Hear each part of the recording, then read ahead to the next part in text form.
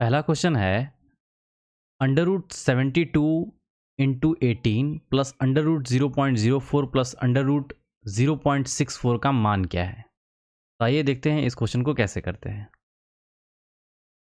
देखिए √72 है तो 72 को कैसे लिख सकते हैं, 9 इंटू 8 9 8 72। और 18 को कैसे लिख सकते हैं, 9 गुने 2। और ये सब के सब क्या है, अंडर रूट में है। अब देखिए ये 9 है तो ये एक बाहर आ जाएगा। और ये देखिए 8 दूनी 16, 16 का वर्गमूल कितना हो जाएगा, ये हो जाएगा 4, 4 चौके 16। यानी कि ये जो हो जाएगा इसका जो अंडर रूट निकालेंगे जो भी है 72 गुने 18, तो यहाँ पे 4 4 चौके 16 होता है तो 9 चौक, इसका आ गया 36। इस पूरे पार्ट का आ गया 36। ये आप माइंड में भी कैलकुलेट कर सकते थे। 9 8 72, 8 दूनी 16, 9 बाहर आ गया, 8 दूनी 16 4, 9 चौक 30। अब देखिए 0.04 है तो यहाँ पे क्या आएगा, 0 पॉइंट, यहाँ पे 0.2। ओके, यहाँ पे देखिए 0.64 है तो पॉइंट के बाद क्या आ जाएगा, 8 ना। 8 2 10, 36 1 35। इस क्वेश्चन का आंसर क्या हो जाएगा, ऑप्शन डी। अगले क्वेश्चन की तरफ बढ़ते हैं। अगला क्वेश्चन देखिए क्या कहता है।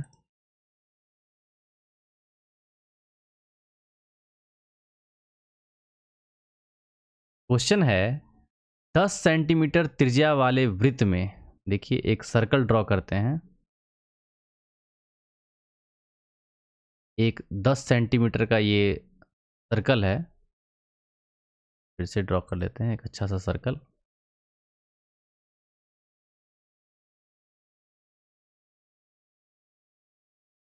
ये एक 10 सेंटीमीटर त्रिज्या का एक सर्कल है जिसमें एक्स वाई और पी क्यू क्रमशः 12 सेंटीमीटर और 16 सेंटीमीटर लंबाई वाली दो समांतर जीवाएं हैं और दोनों जीवाएं जो हैं केंद्र के विपरीत दिशा में है।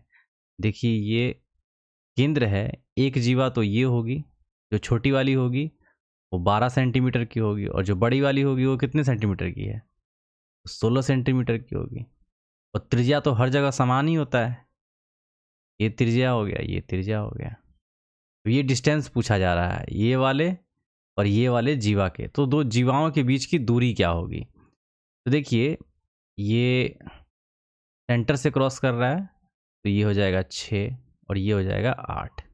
और त्रिज्या हमारा जो दे रखा है वो कितना है, 10। आपने अगर ट्रिगोनोमेट्री या फिर मेंसुरेशन वगैरह पढ़ा होगा तो उसमें आपने ट्रिपलेट याद किया होगा। देखिए ये है 6 और ये है 10। ऐसे भी आप निकाल सकते हैं, कर्ण का स्क्वायर माइनस आधार का स्क्वायर या लंब का स्क्वायर, तो आपको आधार या लंब का स्क्वायर मिल जाएगा। तो 2 दाएँ की 100, 6 6 36, 100 में से 36 गया 64, कितना आ जाएगा 8। यहाँ देखिए ये 8 है और ये 10 है तो ये कितना हो जाएगा 6। तो टोटल जो डिस्टेंस है वो कितना हो जाएगा 14। 8 6 14। अगला क्वेश्चन है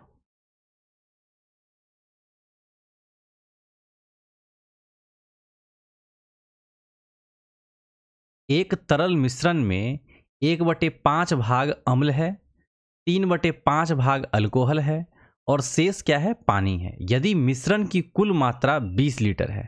देखिए मिश्रण की कुल मात्रा इसमें दे रखा है तो हमें मानने जैसा कुछ ऐसा है नहीं, या एलसीएम निकालने की ज़रूरत नहीं है।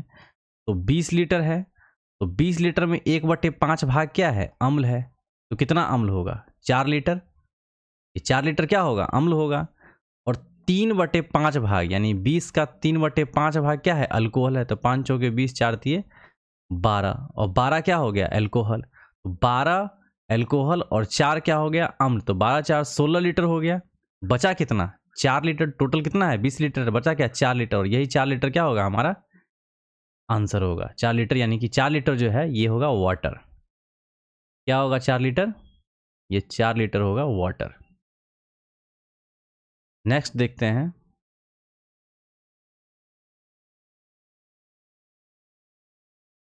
वह छोटी से छोटी संख्या कौन सी है जिसे 144, 108 और 72 में विभाजित करने पर प्रत्येक बार शेषफल 3 बचता है। तो कुछ नहीं करना है, एलसीएम निकालना है और 3 जोड़ना है। क्या करना है? सबका एलसीएम निकालना है और 3 जोड़ना है। देखिए एलसीएम कैसे निकालते हैं। यहाँ पे 144 है, 108 12 से डिवाइड करते हैं, बराबर 44 से, 12 नया 108, 12 छक 72, ये 12 9 6 है, तो 3 से कर लेते हैं। 3 चौक 12, 3 3 9, 3 दूनी 6, 2 से निकाल देते हैं, 2 दूनी 4, 3 2 एकम 2, तो 12 तिया 36 दूना 72 और 3 दूना 6, 72 छक कितना हो जाता है?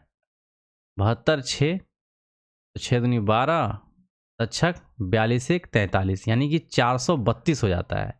और कहता है प्रत्येक बार में ये क्या होता है? 3 शेष बचता है, तो 3 ऐड कर दीजिए, तो 400 क्या आ जाएगा? 35 इस क्वेश्चन का आंसर हो जाएगा ऑप्शन ए। नेक्स्ट क्वेश्चन देखिए क्या कहता है।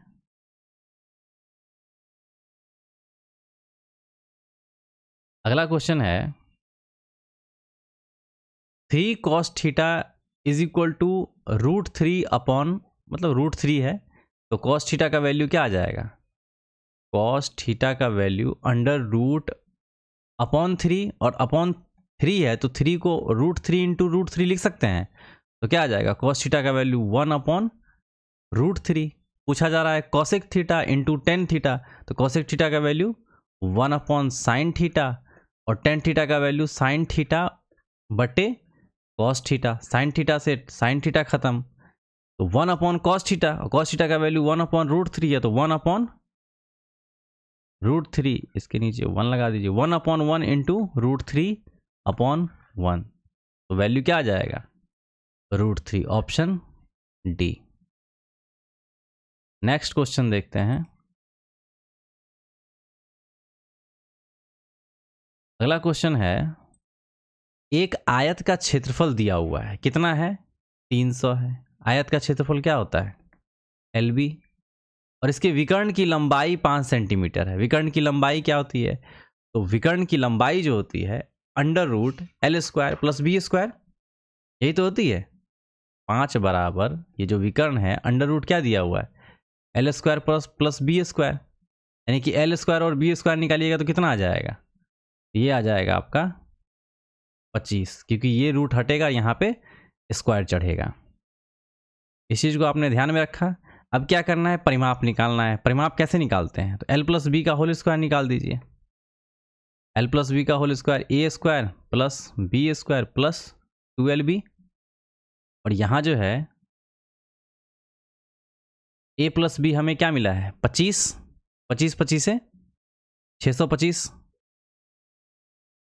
L प्लस B निकालना है ना, तो L प्लस B तो रहने दीजिए यहाँ पे, इज इक्वल टू ये हो जाएगा आपका 25 प्लस 2LB। LB का वैल्यू क्या है? 300, और 300 गुने 2, 3 दूनी 600, तो L प्लस B क्या हो जाएगा?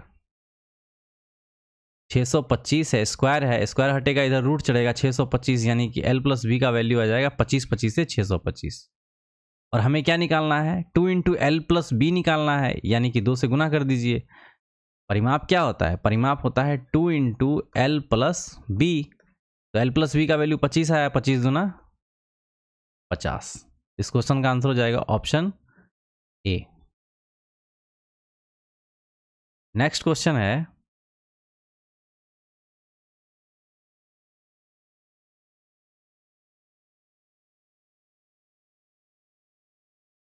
तीन पाइप है ABC, क्रमशः इतना इतना घंटे में टैंक को भर सकता है। तो लिख लेते हैं, A 15 घंटे में भरता है टैंक को, B जो है ये 12 घंटे में, और C है ये 18 घंटे में टैंक को भर देता है। आप अगर एलसीएम निकालेंगे तो एलसीएम क्या निकलेगा? एलसीएम हमारा हो जाएगा 18 12 15, 18 36, 18 72, 18 95, 18 6, तो ये आ जाएगा आपका 180। बर 15 या 80 से 180, 15 12 यानी कि हो जाएगा 15, 18 ये हो जाएगा 10। अब देखिए, यदि दोनों पाइप A और C, किसको किसको बोला गया? A को बोला गया और C को बोला गया। A और C को खाली टैंक में एक साथ खोला जाए तो टैंक को भरने में समय कितना लगेगा? टोटल वर्क कितना करना है 180। कौन कौन आ रहा है ए और सी का दोनों का वैल्यू कितना आ जाएगा 22।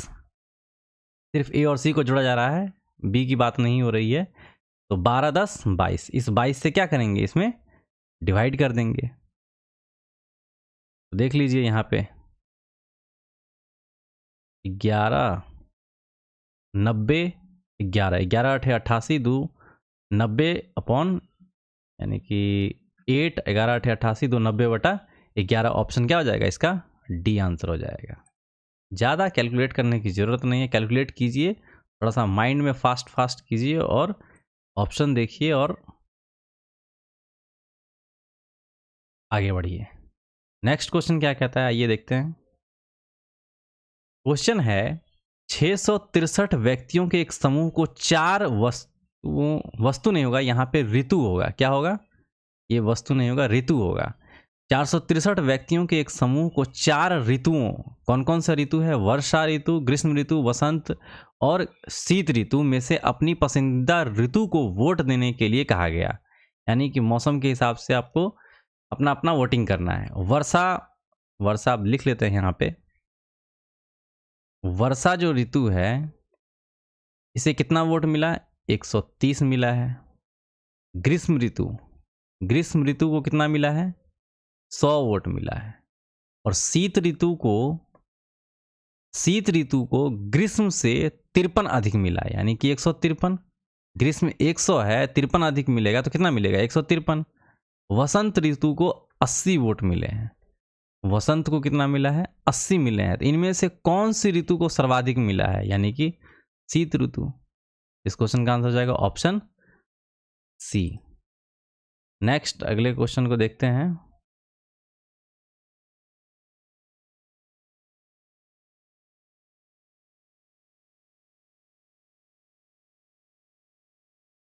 क्वेश्चन है निम्नलिखित ग्राफ वर्ष 1980 से 85 के दौरान एक उत्पाद के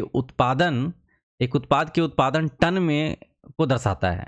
ग्राफ के आधार पर दिए गए प्रश्न का उत्तर दीजिए। देखिए किस वर्ष के दौरान पिछले वर्ष की तुलना में उत्पादन टन भार में सर्वाधिक विशुद्ध वृद्धि हुई। देखिए 81 से 82 में कितना का वृद्धि हुआ, तो 80 से 81 देखिएगा तो 100 है, और 81 से 82 बोला जा रहा है, तो 81 से 82 में यहाँ पे आ रहा है आपका 100।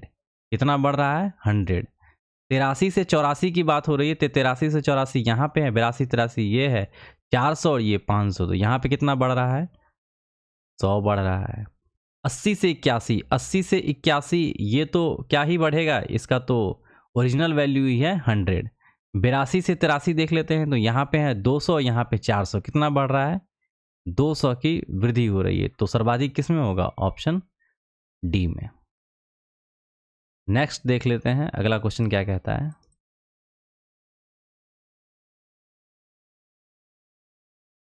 वैल्यू पुट करने के लिए बोला जा रहा है x upon Y is equal to 4/5। तो इसका क्या हो जाएगा, तो देखिए x का वैल्यू पुट करते हैं। यहाँ x का वैल्यू 4 है, तो 5 चौके क्या हो जाएगा 20 प्लस 7 y हो जाएगा, तो 7 पचे ये हो जाएगा 35। 20 प्लस 35 और 20 माइनस क्या हो जाएगा 35 प्लस 24 प्लस 20 28 माइनस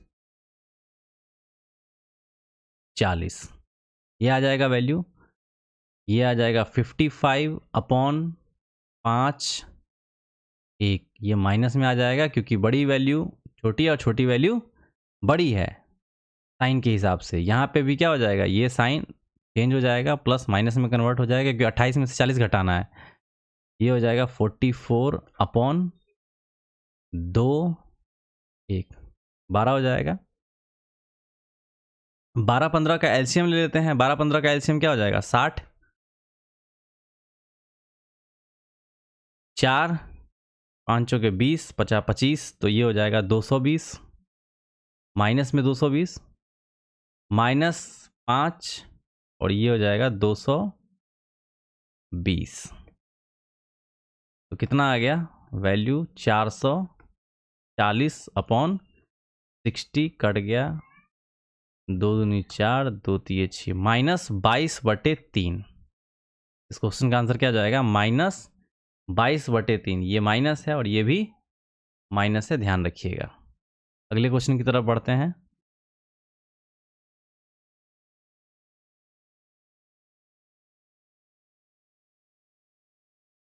क्वेश्चन है x + 1/x = 12, x² - 1/x² = 50। तो x² x⁴ - 1/x⁴ का वैल्यू क्या होगा? तो देखते हैं। देखिए x² का होल स्क्वायर माइनस 1/x² का इस तरीके से होल स्क्वायर लिख सकते हैं। तो क्या वैल्यू आएगा? x² + 1/x², a + b और a - b, x² - 1/x², कुछ इस तरीके से आएगा वैल्यू। आप देखेंगे अब हमें क्या करना है, इसका तो वैल्यू दिया हुआ है 50। हमें क्या करना है? x² + 1/x² का वैल्यू निकालना है। कैसे निकालेंगे?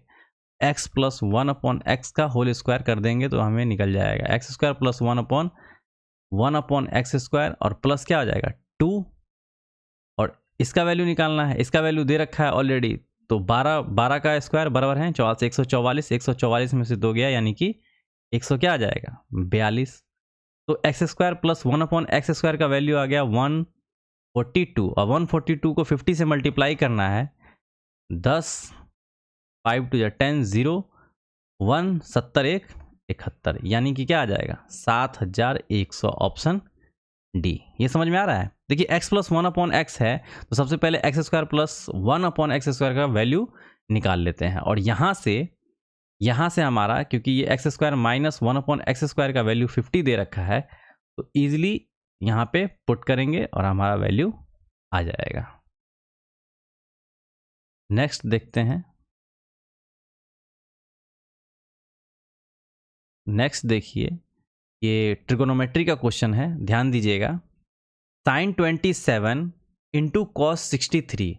देखिए साइन तो जो है उसको तो एज इट इज लिख देते हैं 27 डिग्री, और cos 63 है तो cos को आप ऐसे भी तो लिख सकते हैं, cos 90 minus what 27। cos 90 minus 27 लिखिएगा तो cos 63 आ जाएगा। और यहाँ पे अपॉन में है cos स्क्वायर 27 माइनस 627 है तो sec 27 ऐसे ही रहेगा। cosec को ऐसे भी तो लिख सकते हैं, cosec 90 माइनस व्हाट 27 और अपॉन में क्या है 10² 45। 1045 का वैल्यू 1 होता है तो ये 1 हो जाएगा। अब देखिए cos 90 minus theta is equal to क्या होता है? sin थीटा, यानी कि sin 27 sin स्क्वायर क्या हो जाएगा 27 degree, sin square 27 degree upon cos square 27 minus sec क्या हो जाएगा sec 27 into cosec 90 minus theta, तो क्या हो जाएगा सेक थीटा, यानी कि सेक 27। तो यानी कि इसका दोनों को मल्टीप्लाई करेंगे तो क्या आ जाएगा सेक स्क्वायर 27। अब साइन अपॉन कॉस यानी कि साइन स्क्वायर थीटा बट्टे कॉस स्क्वायर थीटा का वैल्यू क्या आ जाता है ten square theta. Ten square theta minus क्या हो जाएगा सेक स्क्वायर थीटा। अगर माइनस बाहर निकालेंगे तो देखिए यहाँ माइनस बाहर निकालते हैं तो ये क्या हो जाता है सेक स्क्वायर थीटा और माइनस क्या हो जाएगा टेन स्क्वायर थीटा। और sec square theta minus tan square theta का वैल्यू हमें पता है 1 होता है, तो ये क्या हो जाएगा -1, क्योंकि माइनस हमने क्या किया है ऑलरेडी बाहर निकाल लिया है। तो इस क्वेश्चन का आंसर हो जाएगा option A. Sine 90 minus theta cos 90 minus theta के मतलब फॉर्मूले पे आधारित है ये प्रश्न, तो इसको ध्यान रखिएगा। अगले क्वेश्चन की तरफ बढ़ते हैं। अगला क्वेश्चन क्या कहता है आइए देखते हैं।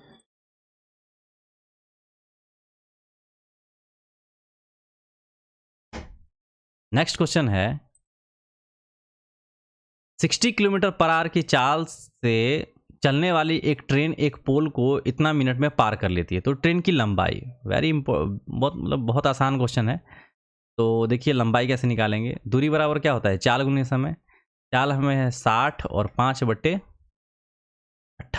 5/18 से क्यों गुना करते हैं, क्योंकि किलोमीटर प्रति घंटा में है, इसे मीटर पर सेकेंड में हमें कन्वर्ट करना है। 1.5 क्या है मिनट है, तो पॉइंट हटाएंगे 0 और इसको क्या करेंगे 60 से मल्टीप्लाई करेंगे तो हमें मिलेगा सेकेंड।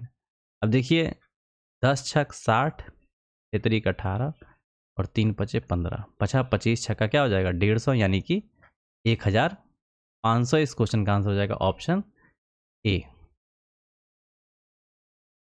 नेक्स्ट देखते हैं,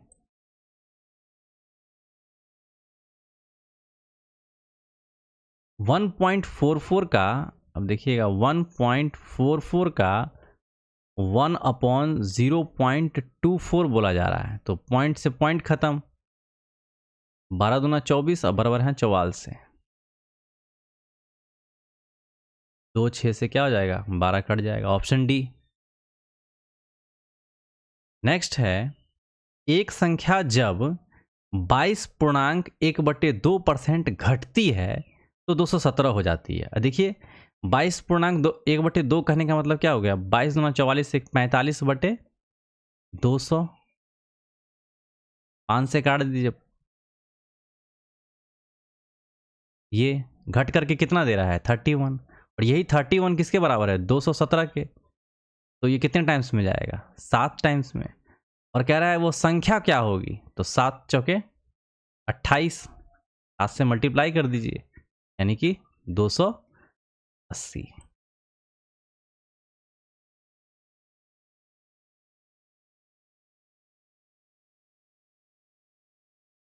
अब सिंप्लीफिकेशन है, आइए देखते हैं। देखिए 11/5 है, माइनस क्या है 2/3 का 3/5, तो ये 3 और ये 3 खत्म, 2/5 माइनस 1/5, यानी कि 2 में से 1 गया 1/5 प्लस 6/5 गुने 5/4 आ जाएगा, तो 5 से 5 खत्म, 6/4, तो 6/4 होगा, तो ये क्या हो जाएगा 2 दूनी 4, सॉरी 2 3 6 और ये 2 दूना 4, तो ये आ जाएगा 3/2। ये क्या आ जाएगा 3/2। अब देखिए 11/5 माइनस 1/5 प्लस 3/2, इन सबको कैलकुलेट कर लीजिए, तो 5 2 एलसीएम क्या आ जाएगा 10, 10 5 दूनी 10, 11 दूना 22 माइनस 2 2 प्लस 5 मानती है 15, इनको कैलकुलेट करेंगे तो 22 5 27, 10 37, 37 में 2 गया 35/10, यानी कि क्या आ जाएगा 3.5, या ऐसे भी कर सकते हैं 7/2। जैसे भी आंसर हो उसी फॉर्मेट में आपको आंसर देना होगा, भिन्न में है तो भिन्न में दीजिए, दशमलव में है तो दशमलव में कन्वर्ट करके दे दीजिए। अगला क्वेश्चन देखते हैं,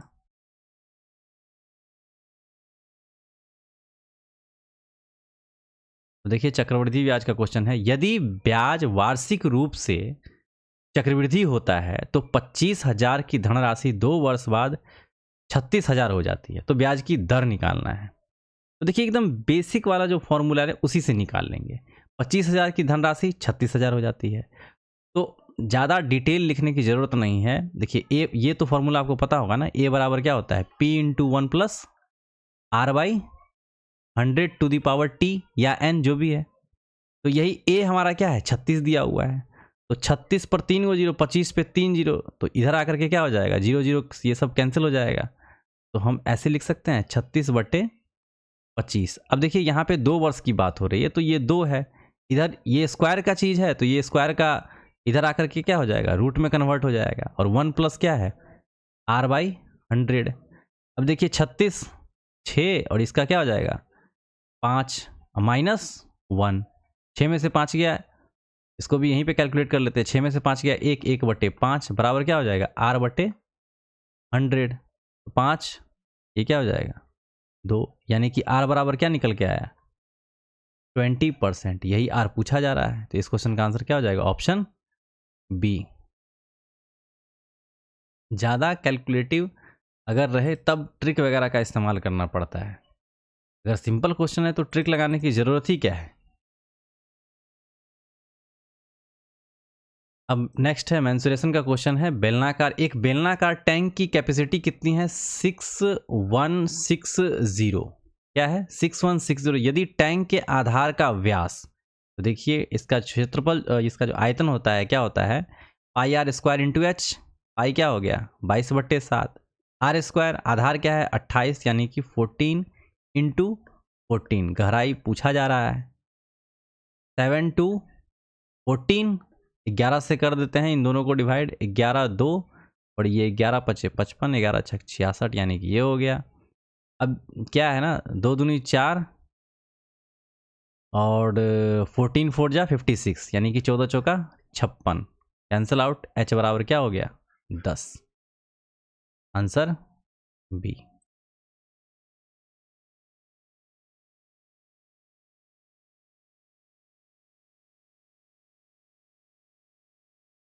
नेक्स्ट क्वेश्चन की तरफ बढ़ते हैं। अगला क्वेश्चन है 5,000 की धनराशि को 10% वार्षिक साधारण ब्याज पर निवेश किया जाता है तो कितने वर्षों में ब्याज की धनराशि क्या हो जाएगी?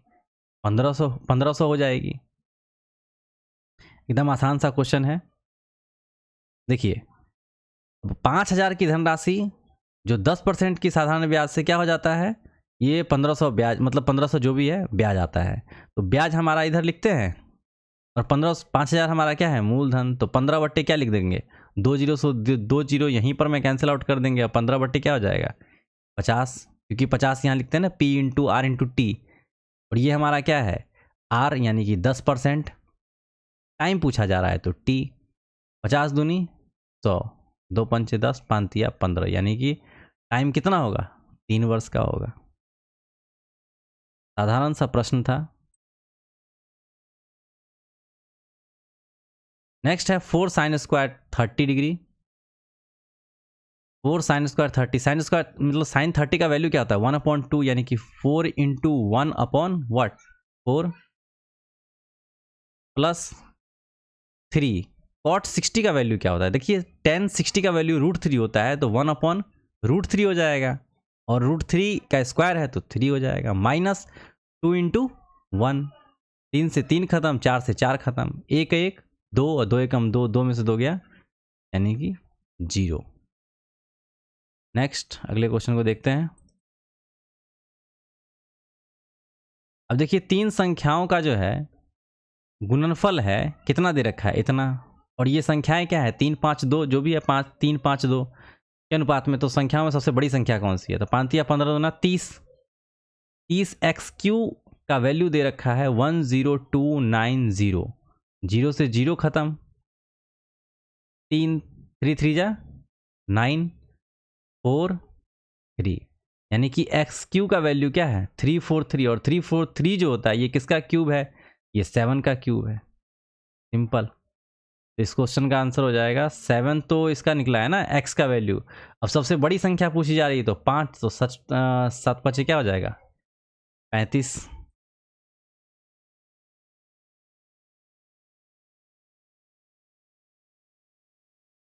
अगले क्वेश्चन की तरफ बढ़ते हैं। अगला क्वेश्चन, एक दुकानदार को एक वस्तु इतना रुपए में बेचने पर 10% की हानि होती है, तो उसे 30% लाभ पर प्राप्त करने के लिए उसका विक्रय मूल्य क्या होगा, तो ये पूछा जा रहा है। तो सीपी निकालते हैं। सीपी निकालने के लिए क्या करते हैं 360 गुने 100 बटे 90 विक्रय मूल्य है, और ऊपर में 100 और नीचे में कितने की हानि होती है लाभ होती है, तो वो नीचे लिखा जाता है विक्रय मूल्य निकालने के क्रम में। तो 0 से 0 94 400, सीपी हमारा आ गया 400। अब 30% लाभ प्राप्त करने के लिए क्या करना होगा, इसे इसका विक्रय मूल्य क्या होगा, तो 0 0 0 0 13 4 जा 52, यानी कि इसका आंसर हो जाएगा 520। नेक्स्ट है एक मिश्रण में अम्ल और अल्कोहल 3:2 के अनुपात में है। एक मिश्रण में अम्ल और अल्कोहल जो है ये 3:2 के अनुपात में है। ठीक है, तो यहां पे लिख लेते हैं, ये है एसिड और ये है अल्कोहल, और इसका रेशियो क्या है 3:2। ठीक है, इस मिश्रण में 10 लीटर अल्कोहल मिलाने पर अम्ल का अल्कोहल से अनुपात ये हो जाता है। तो एकदम बेसिक से बना लेते हैं, 3x 2x में 10 ऐड करते हैं तो हमें क्या मिलता है 3:5। कैलकुलेट कर लीजिए इसे, 15x बराबर 6x प्लस 30, 9x is equal to 30, x बराबर क्या हो जाएगा 30/9, यानी कि ये हो जाएगा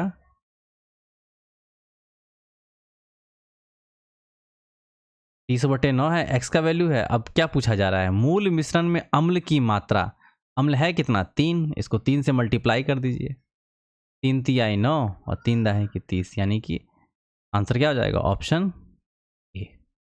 मूल मिश्रण में अम्ल की मात्रा पूछा जा रहा है। ये जो x हमें निकला है, ये क्या निकला है, ये x जो हमने माना था यहाँ पे, ये x हमें निकला है।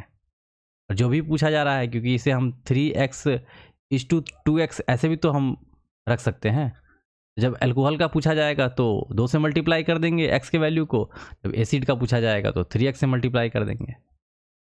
नेक्स्ट है, दिए गए रेखा चित्र में PO और OQ इस तरीके से दिया हुआ है, आप पढ़ लीजिए, और PAQ कुछ इस तरीके से दिया हुआ है। इस तरीके का क्वेश्चन हो ना तो सीधा समझिए, केंद्र पर का कोण जो होता है परिधि पर के कोण का क्या होता है, दुगुना होता है। ये 38 है तो 38 का दुगुना क्या हो जाएगा, 6, 7, यानी कि 76 हो गया। अब देखिए, ये एंगल और ये एंगल दोनों बराबर होगा। ये एंगल और ये एंगल क्या होता है, दोनों बराबर होता है, क्योंकि केंद्र पर एक एंगल बन रहा है और यहाँ से क्या है, त्रिज्या है, और ये दो भुजाएं आपस में क्या है, बराबर हैं। त्रिज्या है तो आपस में बराबर ही होंगी, तो बराबर होंगी तो यहाँ पर में जो भी लाइन पे जो एंगल बन रहा होगा, ये बराबर एंगल बन रहा होगा। 76, 176 में से, सॉरी 180 में से 76 घटाइएगा तो क्या बचेगा, 104, और इसको 2 पार्ट में डिवाइड कर दीजिए, 2 पंचे 10 और 2 दूनी 4, यानी कि 52 ये वाला एंगल हो जाएगा OPQ, और OQP 52 ये हो जाएगा। तो आंसर क्या हो जाएगा, एंगल POQ का वैल्यू हो जाएगा 52। एक ही कॉन्सेप्ट याद रखिए, केंद्र पर का कोण, इस तरीके का क्वेश्चन हो तो केंद्र पर का कोण परिधि पर के कोण का क्या होता है, दुगुना होता है। 250 से 1000 तक कितनी संख्याएं ऐसी है जो 5, 6 और 7 से पूर्ण रूप से विभाज्य हैं। तो देखिए 5, 6, 7 का हम क्या करते हैं, एलसीएम ले लेते हैं। 5, 6 और 7 का हम क्या करते हैं, एलसीएम ले लेते हैं। तो एलसीएम क्या हो जाएगा, 6 पंचे 30, 3 सत्ते 21, यानी कि 210 हो जाएगा। अब देखिए 210 है तो 210 को 2 से मल्टीप्लाई करते हैं, क्योंकि 1 से मल्टीप्लाई करेंगे 250 से कम ही आएगा, इसे 2 से मल्टीप्लाई करते हैं तो 42 420 आएगा। 3 से मल्टीप्लाई करेंगे तो 21 तिया 63, यानी कि 630 आएगा। 4 से मल्टीप्लाई करते हैं तो 4 एकम 4 दूनी 8, यानी कि 840 आएगा। 5 से करते हैं 5 एकम 5 दूनी 10, यानी कि 10 से, यानी कि 1000 से ज़्यादा हो जाएगा। तो 250 से 1000 तक कितनी ऐसी संख्याएं जो 5, 6, 7 से पूर्ण विभाज्य है, तो वो 3 संख्याएं, 420, 630 और 840, यानी कि ऑप्शन क्या हो जाएगा, इस क्वेश्चन का आंसर हो जाएगा डी। नेक्स्ट है, एक टेनिस खिलाड़ी ने अपने करियर में 5 मैच जीते। कितने जीते, 5 जीता है, ठीक है, 12 हारा है, ओके, और 3 ड्रॉ रहा। टोटल मैच कितना हुआ, 12 3 15, 15 5 20, ठीक। अपने करियर में हारने वाले मैच की संख्या, हारा कितना है, 12, टोटल कितना है 20, तो 4 तिये 12, 4 पंचे 20, यानी कि 3/5 इस क्वेश्चन का आंसर हो जाएगा। नेक्स्ट, दो संख्याओं का एलसीएम जो है वो कितना है, 156 है। एलसीएम क्या है, एलसीएम है 156, ओके। उनका एचसीएफ जो है वो कितना है, एचसीएफ है 26। यदि दो संख्याओं के बीच का अंतर कितना है, 26। देखिए अगर संख्या है तो संख्या में क्या होगा, एचसीएफ ऑलरेडी प्रेजेंट होगा, ये चीज़ तो पता है ना। एचसीएफ है तो एचसीएफ में दो संख्याएं हैं तो दो संख्याओं में एचसीएफ जो होता है वो ऑलरेडी प्रेजेंट रहता है। तो एलसीएम की बात हो रही तो दो संख्या, ये क्या है 26 है तो 26 ए होगा और एक होगा 26 बी, ऐसे लिख सकते हैं। और 26 ए इंटू 26 बी, दो संख्याएं, दोनों का एलसीएम क्या है 156, ये तो पता है। अब देखिए 26 और ये क्या है 26, तो ए और बी का वैल्यू क्या आ जाएगा 156/26 गुने 26। देखिए ये कट रहा है 26,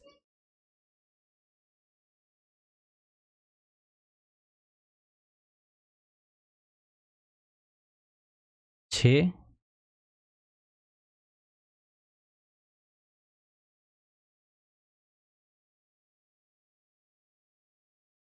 एक सेकेंड।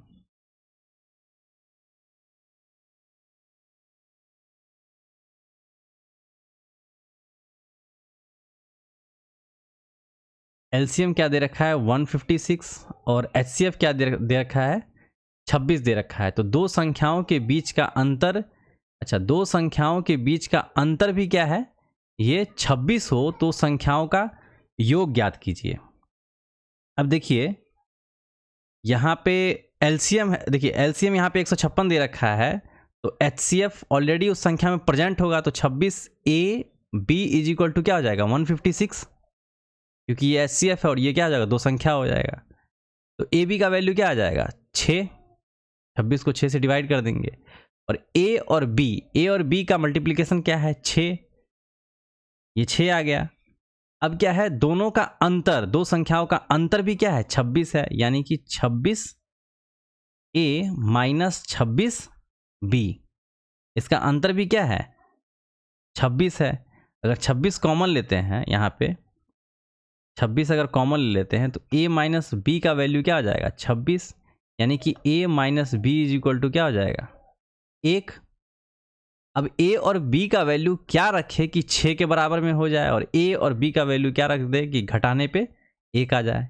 तो यहाँ पे a का वैल्यू 3 रख देते हैं, 2 b का वैल्यू 2 रख देते हैं, तो 3 दूनी 6 और 3 यहाँ पे रख देते हैं a का वैल्यू, और b का वैल्यू अगर 2 रख देते हैं तो 3 में से 2 गया 1, यानी कि a का वैल्यू क्या आ गया 3 और b का वैल्यू क्या आ गया 2।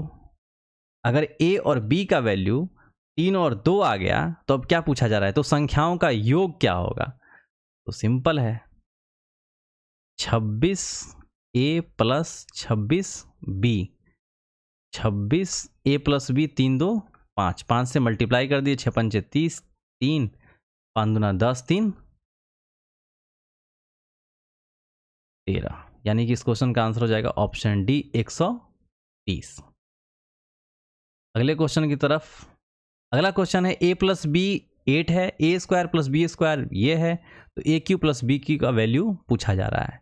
तो कुछ नहीं करना है, एकदम बेसिक से जाना है, इसका क्यू करना है a cube plus b cube plus a 3 into A b into a plus b, इस तरीके से है।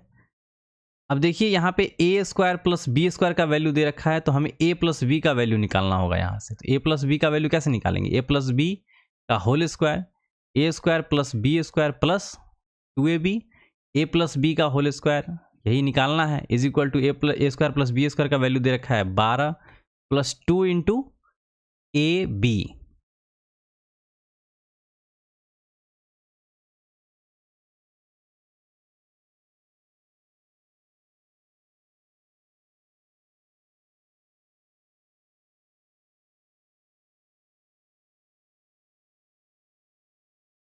अच्छा ए प्लस बी का वैल्यू भी दे रखा है, तो 88 क्या हो जाएगा 64, अब प्लस 2ab, यानी कि 64 में से 12 गया 4 2 5 बटे 2 is equal to A B, यानी कि ए बी का जो वैल्यू आया है यहाँ से ए बी का वैल्यू आ गया ये 26 आ गया। ठीक है, अब 26 जो है यहाँ पे रख देंगे, ए प्लस बी क्या है 8 8 8 64 8 512 इज इक्वल टू, इसका वैल्यू निकालना है, इसको x मान लेते हैं, प्लस 3ab का वैल्यू क्या है 26, तो 3 गुने 26 a प्लस बी क्या है हमारा 8 है। तो अब इन सबको मल्टीप्लाई कर देते हैं, 8 3 24 24 2 4 दून 8 6 दूना 12 12 8 20 2 22 2 4 2 624, यानी कि 512 में से 624 घटाना है 2 1 1, यानी कि माइनस में क्या आ जाएगा 112, इस क्वेश्चन का आंसर हो जाएगा। देखिए a प्लस बी है और ए स्क्वायर प्लस बी स्क्वायर दे रखा है, तो हमें ए बी निकालना है। ठीक है ना, a प्लस बी तो दे ही रखा है, तो हम क्या करते हैं a प्लस बी का होल स्क्वायर से ए बी निकाल लेंगे, और ए बी का वैल्यू क्या करेंगे इसमें पुट करेंगे, a प्लस बी क्यू के फॉर्मूला में रखेंगे, तो हमें क्या मिलेगा ए क्यू प्लस बी क्यू का वैल्यू निकल के आ जाएगा। नेक्स्ट है 200 बटे 549, और इधर ही देखिए 23 77 23, ये हो जाएगा 7 3 10 7 2 9 10, यानी कि 5 4 9 1 ये हो जाएगा 10, इंटू में है इसका हो जाएगा 10, नीचे में 10, 10 3 दूना 6, 6 ये हो जाएगा 6 माइनस 1 2, यानी कि ये हो जाएगा आपका 4, ठीक है, और ये हो जाएगा आपका 3। तो 0 से 0 ख़त्म, 0 से 0 ख़त्म, ये वाला 2 0 से 2 0 ख़त्म, 4 दूनी 8, 8 3 क्या हो जाएगा 11, ये हो जाएगा 4 दूनी 8 plus 3 is equal to 11। Next है 10 लीटर घोल में से 2 लीटर पानी को वाष्पित किया जाता है। देखिए 10 लीटर घोल में क्या है, 10 लीटर घोल है, 10 लीटर घोल में से 2 लीटर पानी को वाष्पित किया जाता है, तो और शेष घोल में 6% नमक पाया जाता है। तो मूल घोल में नमक की मात्रा, हमें नहीं पता मूल घोल में नमक की कितनी मात्रा है, तो मान लेते हैं x% मात्रा होगी, और 2 लीटर पानी वाष्पित हो जाता है तो कितना बचता है 8 लीटर, और 8 लीटर जब होता है तो शेष जो बचा, ये 8 लीटर जो बचा, 8 लीटर में कितना नमक पाया जाता है 6% नमक पाया जाता है, तो x का वैल्यू निकाल दीजिए, इज इक्वल टू 8 गुने 6 बटे 10, 8 छक 48 बटे 10, यानी कि क्या आ जाएगा 4.8%, 4.8% जो होगा मूल घोल में नमक की मात्रा होगा। लास्ट क्वेश्चन है 30 श्रमिक एक पुल को 30-40 दिनों में बनाते हैं, यानी कि 30 श्रमिक है और इसे 40 दिन में बनाते हैं। यदि 75 श्रमिक होंगे तो इस काम को कितने दिन में पूरा करेंगे, तो 15 दूनी 30, 15 पचे 75, 5 40, 8 दूनी 16, यानी कि ऑप्शन डी। तो ये 31 प्रश्न थे इस सेट में। आपको कैलकुलेशन कैसा लगा आप कमेंट सेक्शन में ज़रूर बताइए।